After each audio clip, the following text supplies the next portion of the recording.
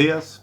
Llegó el momento que tanto esperaba. Voy a hacer mi video al fin de historia de Sudáfrica, para lo cual vamos a hablar bastante. Yo usualmente cuando empezaba los tours, antes del COVID obviamente, era cerca de 8 a más horas para hablar de todo esto, es bastante. Obviamente son videos de YouTube, no puedo usarlos tan largo. Dicen que máximo 20 minutos, así que voy a tratar de hacerlo en 20 minutos. Vamos a tratar de hacerlo lo más simple, lo más didáctico, y voy a dar las ideas más importantes. Recuerden, la idea de estos videos sobre todo es compartir mi información, promocionar mi página y mi empresa por un lado, sí, claro que sí. Pero también dar información. Me imagino que si trabajas en una agencia de turismo en cualquier parte del mundo y vendes viajes a Sudáfrica, te va a interesar saber esto para que sepas lo que estás vendiendo, tu producto, tu servicio. ¿Ok? Entonces, para este video voy a hablar un poco de demografía. Voy a hablar la llegada de los europeos, luego de las tribus, un poco de evolución. Finalmente, cómo hacen, cómo se enganchan, todas las fricciones que tuvieron entre ellos. Voy a hablarlo, como digo, como un brochazo. No puedo tampoco contar toda la historia en estos videos, no me da el tiempo. Pero voy a tratar de hacer varias partes y cada vez de poco a poco voy yendo más al detalle en base si es que les gusta o no. Porque claro, no voy a estar haciendo videos todo el tiempo si nadie me va a estar viendo. Así que si pueden, compartan los videos, denle like, coméntenme, de paso que sé que les interesa, si que no les interesa, para también darme más ideas de qué hablar. ¿Ok? Entonces, sin ir más lejos, vamos a empezar con esto. Vamos a dividirlo así. Primero vamos a hablar un poco de demografía. Sudáfrica es un país con más de 55 millones de habitantes. En Sudáfrica tenemos tres capitales, las cuales son Pretoria, que es la capital administrativa, la cual fue fundada en 1855 por Martinus Wiso Pretorius, que fue el hijo de Andrés Pretorius, un Boer, uno de los pioneros más importantes de los Afrikaners, que les voy a explicar más adelante qué son. De ahí tenemos Ciudad del Cabo, que es la capital legislativa, y Bloemfontein, que es la capital judicial. Estas son las tres capitales. ¿Cuántos países conocen con dos? Yo conozco algunos con tres. No es tan fácil. Y esto tiene que ver un poco con las ideas de separar los poderes de la Revolución Francesa. Hay cierta influencia en Sudáfrica de los franceses. Y eso se ve reflejado en arquitectura, en la historia y sobre todo en esas tres capitales. En Sudáfrica es un país con 11 lenguas oficiales. ¡Wow! Yo conozco algunas. De hecho, voy a hacer más adelante un video para explicarles un poco las palabras más comunes en Afrikaans, en Zulu, pero bueno. Las 11 lenguas oficiales son el inglés, el Afrikaans, el Zulu, el Swati, el Sutu, Tswana, Tsonga, Xhosa, Pedi, Venda, Ndebele. Ok, las 11 son válidas, así que si se les ocurre irse un cajero automático cuando lleguen al aeropuerto, por favor traten de poner en inglés, porque si no, no creo que vayan a entender. Es un idioma, el Zulu es un idioma realmente, no es difícil de aprender. De hecho es fácil. Por ejemplo, el Unjani Mfowethu es como estás, hermano, de Zulu. Y bueno, voy a hacer un video más adelante de esto.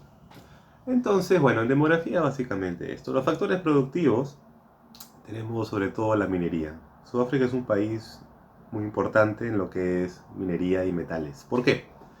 Sudáfrica, para empezar, el diamante más grande del mundo se encontró en las minas de Cullinan, el diamante de Cullinan. Y este fue un regalo que le hicieron a la corona de Inglaterra. Si ustedes van y ven las joyas de la corona, va a estar el diamante de Cullinan, el diamante más grande jamás encontrado. Sudáfrica es un país que trabaja los diamantes, cobre, vanadio, tanadio, silicio. 90% del platino del mundo sale de Sudáfrica. Para que se hagan una idea de qué tan rico es en lo que es minería. Oro sí tiene. Antes se trabajaba más el oro, ya que en 1881 descubrieron las minas de Witwatersrand. Rand, ¿qué cosa es Rand, Oscar? He escuchado Rand antes. Es la moneda local de Sudáfrica, ¿verdad? Sí. Significa colina. Entonces, al día de hoy todavía hay oro, solamente que es difícil extraerlo, ya que la mayoría se encuentra a 3000 metros bajo tierra. ¿Qué quiere decir? Cada 100 metros que uno desciende es un grado más de temperatura y muchas veces los gastos de taladro, refrigeración, no equivalen al retorno de esta inversión. Entonces, como vemos, es un país bastante rico en lo que es minería. Carbón. Si ustedes van a Johannesburgo, sobre todo, van a ver estas plantas que parecen nucleares. Usan la energía es a base de carbón y nuclear en otras partes, o eólica en Ciudad del Cabo. Pero en Johannesburgo, por ejemplo, y en otras áreas es muy importante las termoeléctricas. Es a base de carbón mineral, no carbón vegetal, ya que esto contamina mucho. Entonces, ¿cómo funciona? Ponen el carbón y unas turbinas empiezan a moverlo. Se calienta, mueve el carbón, mueve las turbinas y sale por estas, vamos a ponerles como estos tubos, ¿no? Que tienen forma de reactor nuclear. Se me ha ido el nombre ahorita.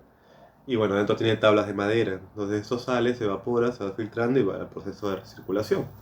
Hay una empresa en Sudáfrica que se llama Eskom, que es la que tiene la mayor parte de participación en el mercado de Sudáfrica y también abastece a los países fronterizos. ¿Cuáles son? Tenemos Namibia, Botsuana, Zimbabue, Mozambique y estos países que parece que están dentro, bueno, uno está bastante dentro, Lesoto y Suazilandia. Que bueno, ya no se llama Suazilandia porque al rey no le gustaba que suene como Suiza en inglés, Switzerland. Así que bueno, Swati. Pero bueno, esa es otra historia. Entonces, con demografía creo que ya tenemos una idea, ¿no?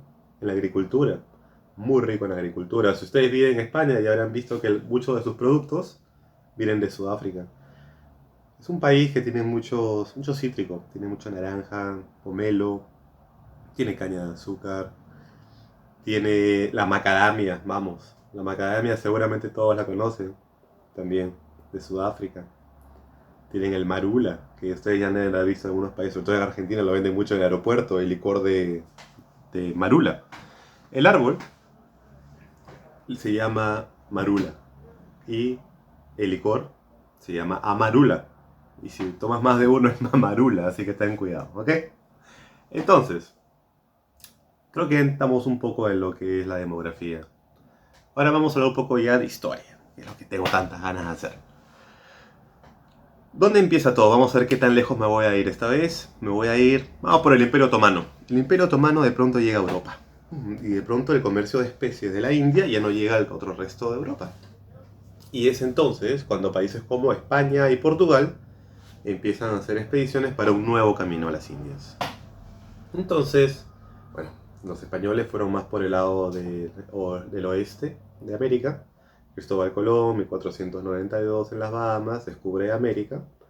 Y los portugueses se dedicaron a trabajar más la costa de África. Por eso es que en 1482 llegan a Angola, 1488 Bartolomeo Díaz llega a la costa de Sudáfrica. Y bueno, después 1500 en Brasil y ahí trabajan, hacen el triángulo comercial. Entonces, 1488 Bartolomeo Díaz llega y él regresa a Portugal. Y a ver, tuvo una tormenta de 30 días, entonces de pronto llega y habla con Juan II en Lisboa y le dice, lo encontramos. Y Juan II le dice, ok, ¿cómo se llama? Él dijo, Cabo de las Tormentas, claro, una tormenta. Y dijo, hay que ser más romántico, más positivo, Cabo de Buena Esperanza. Entonces de ahí nace el Cabo de Buena Esperanza. Y 10 años después mandan una expedición con Vasco da Gama en 1498. Entonces Vasco da Gama fue por la costa, pero no existía el mapa de África todavía. El primer mapa de África fue en 1664 por Sebastián Münster. Entonces Vasco da Gama da la vuelta por la costa y termina estableciéndose Lorenzo Márquez, lo que después fue Maputo, en Mozambique. Por eso es que en Mozambique se habla portugués, fala portugués. En Sudáfrica no. Entonces, a grosso modo, obviamente, mucho más detalle, pero a grosso modo vamos a dejar a los portugueses ahí. Vasco da Gama se aprendió mucho de los navegantes árabes que estaban por ahí y bueno, se dedicaron a trabajar esa área. 1652 llega la Compañía de las Indias Holandesas a la costa de Sudáfrica con Jan van Riebeck. Y en la Compañía de las Indias Holandesas hacían viajes desde Holanda, obviamente a Asia. Y el viaje de ellos era desde Holanda hasta Indonesia 6 meses. Entonces ellos tomaron la idea de tomar Ciudad del Cabo, bueno, cerca de Ciudad del Cabo, no Ciudad del Cabo, como un puesto de abastecimiento para las embarcaciones, para llenar de agua y de ganado, de carne. Entonces, ¿qué pasó? Que llegan y en esas tripulaciones teníamos obviamente holandeses, alemanes y también franceses. Los franceses que escaparon de la persecución religiosa de los calvinistas, llamados los huguenotes, se encuentran refugio en Holanda. Entonces tenemos a estos tres juntos. Esos tres juntos se convirtieron en lo que vamos a conocer ahora como los Afrikaans. Los Afrikaners, que de paso es la lengua más joven de la historia. 365 años de historia oficial, si es que no me equivoco. Entonces, es una mezcla de holandés, alemán, francés. Ellos empezaron a trabajar los campos, la agricultura. Por eso es que se les conoce como los boer, que significa granjero en holandés. Entonces, ellos empiezan a trabajar. Y bueno, ahora la pregunta es, Oscar, pero los europeos llegaron y colonizaron a las tribus. No. En ese entonces la tribu que estaban ahí eran los Khoisan. ¿Ok? Ellos que hacían, los Khoi, le daban ganado a las tribus y de esta manera hacían un intercambio comercial. No los oprimieron ni nada por el estilo. Pero resulta que en un momento a los Khoi no les gustó y salían con los San. Y bueno, cortaron brechas, hubo problemas, peleas. Y al final, bueno, atacaron a muchos soldados africanos. Porque claro, ellos eran nómades y cuando volvían no les gustaba que estén los holandeses ahí. Y bueno, pues ustedes saben, siempre hay problemas cuando hay humanos. Entonces, ¿qué pasó? Que de pronto llegamos al 1700 y bueno, los europeos traen la viruela. Y mucha gente, muchos Khoisan mueren porque claro, ellos no tenían defensas para soportar ese tipo de virus. Y bueno, muchos de los Khoisan murieron. Al día de hoy hay pocos, una población pequeña. ¿Cómo son los Khoisan? Son como los pigmeos.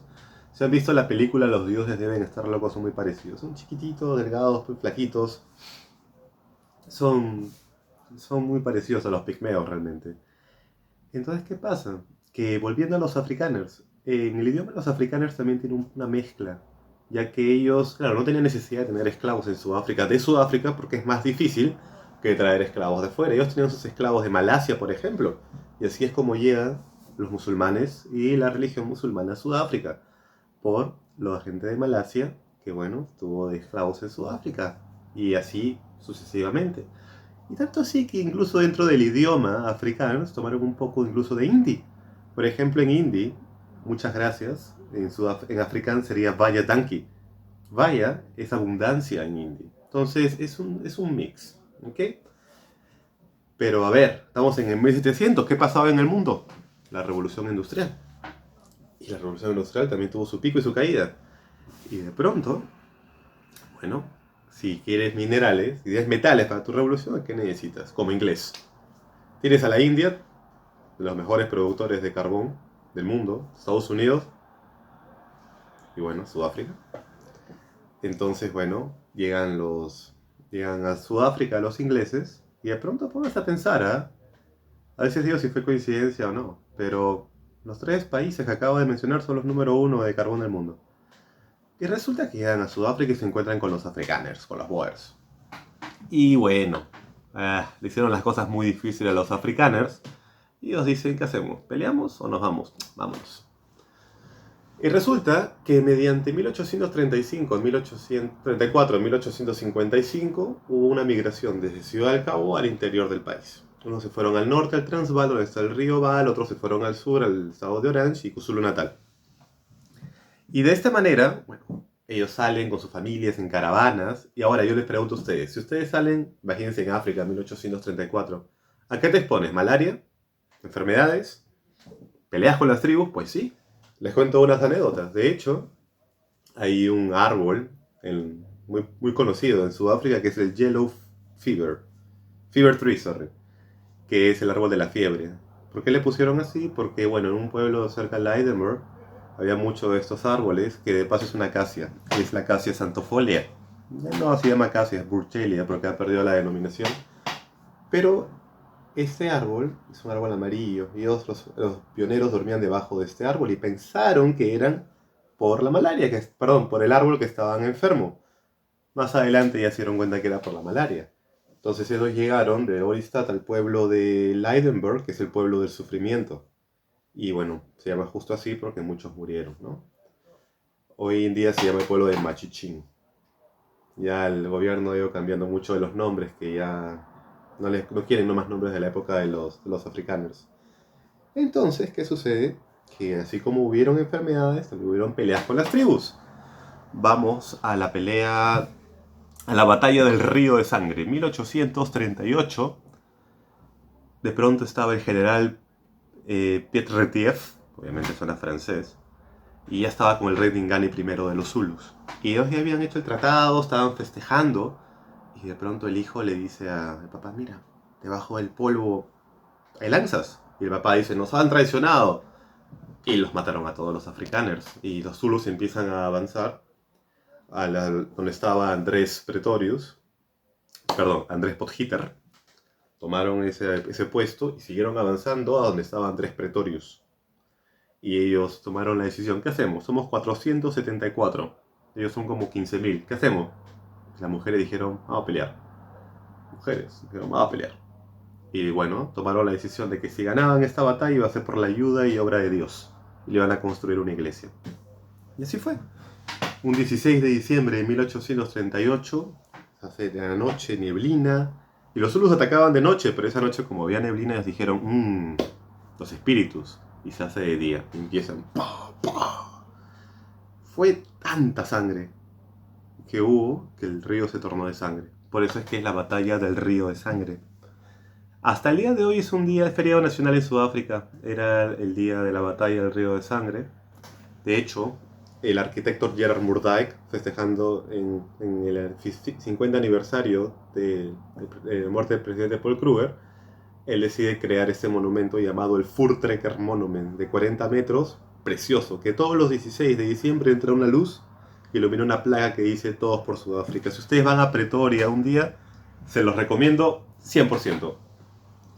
Y bueno, resulta que, de pronto, como dije, descubrieron oro en 1881. Y bueno, dije, ya tiene una motivación para ir a buscar a los afrikaners. Y empieza la primera guerra Anglo-Boer, 1881, en la cual ganaron los afrikaners. ¿Por qué? Porque ellos se ponían en grupos pequeños, en las granjas, disparaban y se escondían en las granjas. Y cuando ellos iban, los ingleses iban a buscar dónde están, no está, todavía la mujer con el cafecito, señor, algo, y no los encontraban. De esta manera es que ellos perdieron. Y esa información llegó a la corona y no estaban muy a gustos. Pero ¿volvieron? Sí volvieron. Siempre vuelven los ingleses. Pero no fue hasta 1899. ¿Qué pasó en este lapso? Muchas cosas. En el norte de África está ya la revolución en Sudán, en la cual tuvieron que mandar al general Kitchener para ayudarlos. También estaba muy joven Winston Churchill. Y bueno, recuperan Sudán. Y de pronto, la segunda encomienda, vamos a Sudáfrica. Entonces llegan a Sudáfrica, Winston Churchill, reportero de guerra, fue prisionero de guerra, de hecho, Winston Churchill en Pretoria, tiene un libro que se llama From Pretoria to Ladysmith via... sí, From Pretoria to Ladysmith via Pretoria, en el cual él dice, ¿no? Y bueno, y me escapé y crucé el río Apis, el caudaloso río Apis, un río que es un lago, es un charco, pues. Siempre que paso por Pretoria, ahí le digo, este es el río Apis. Y bueno, resulta que el general Kitchener dice, ajá, así que ellos disparan, se esconden. Ok, puso a todas las mujeres y niños en campos de concentración y todos los campos los quemaba. Si ustedes creen que fueron los alemanes los que crearon campos de concentración, equivocados, fueron los ingleses con el general Kitchener. Y bueno, vino una trabajadora social, Stephouse, vio lo que pasaba ahí, bueno, ahí lo destituyen. De hecho, hay un pueblo llamado Belfast, como la capital de Irlanda del Norte, que se encuentra en camino a Pumalanga, entre Gauteng y Pumalanga, pertenece a Pumalanga, en el cual es donde estaban los campos, ¿no? Y se dice que le ponían vidrio molido en la vena para que poco a poco se vaya muriendo. Una historia muy triste. Pero de repente otro video puedo profundizarlo más. Y bueno, resulta que en 1902 acaba la guerra Anglo-Boer y se da la unión de Sudáfrica en 1910. Por esto, no sé si han visto la película Invictus. donde Mandela trabaja, ese castillo enorme, se llama el Union Building. Eso fue hecho en 1910 y acabado en 1914 por un arquitecto inglés llamado Herbert Baker, el mismo que hizo el Parlamento en la India. Un arquitecto espectacular. De hecho, son 285 metros de largo y representa la mitad afrikaners y los ingleses. Incluso tiene dos torres con campanas, y esas campanas fueron hechas por la misma empresa que hizo la de el Big Ben en Londres. Es un lugar muy bonito, de hecho, si ustedes van a Pretoria, se los recomiendo 100% hacer un buen city tour. Entonces, bueno, 1910 ya tenemos a los europeos, ¿ok? Entonces ahora lo que voy a hacer es voy a empezar a hablar. Con los europeos creo que estamos bien.